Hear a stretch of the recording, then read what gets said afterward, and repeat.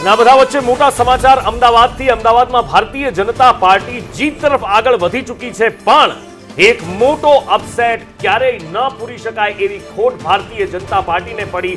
ખાડિયામાં આખી પેનલ ભારતીય જનતા પાર્ટીની હારી ચૂકી છે। આ ખાડિયા એ છે જ્યાં ભારતીય જનતા પાર્ટીનો પાયો ધરબાયેલો છે અને ભારતીય જનતા પાર્ટીની જમીન ઉપર જ ભારતીય જનતા પાર્ટી હારી ચૂકી છે।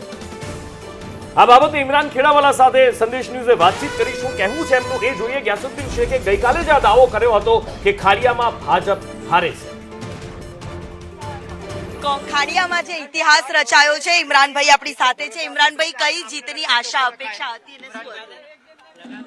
મારા તમામ મતદારો છે જમાલપુર ખાડિયાના, હું તમામ લોકોનો હૃદયપૂર્વક આભાર વ્યક્ત કરું છું કે એમણે મારા પર જ ભરોસો રાખ્યો છે।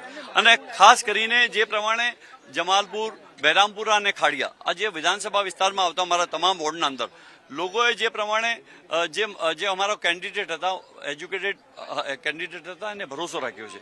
એટલે જે પ્રમાણે આજે વિકાસની વાત હોય, લોકો એક નફરતની રાજનીતિ ખાડિયાના અંદર કરતા હતા। આખું મંત્રીમંડળ ભારતીય જનતા પાર્ટીનું સરકાર આખી ત્યાં ખાડિયામાં ઉતરી પડી હતી, પરંતુ આપ જુઓ છો કે ખાડિયાના 4 કોર્પોરેટર કોંગ્રેસ પાર્ટીના ચૂંટાઈને આવ્યા છે। 55 વર્ષનો ઇતિહાસ છે।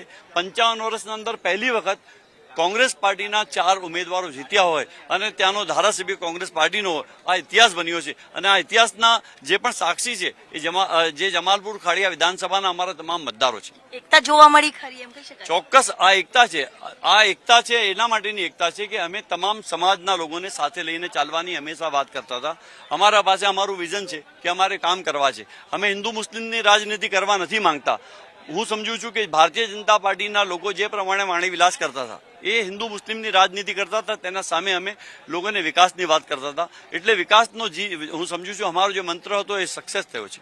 જરૂર। એટલે આ છે ઇમરાન ખેડાવાલા કે જેમને નિવેદન આપ્યું છે કે જે હાલ તમામ જે વાત હતી, તમામ જે મુદ્દાઓ હતા તેને લઈને જનતાએ એક એકતા દર્શાવી છે। કોઈ પણ હિન્દુ મુસ્લિમ નથી, પરંતુ જે વાદ વિવાદ અને વાણી વિલાસને લઈને લોકોમાં પણ નારાજગી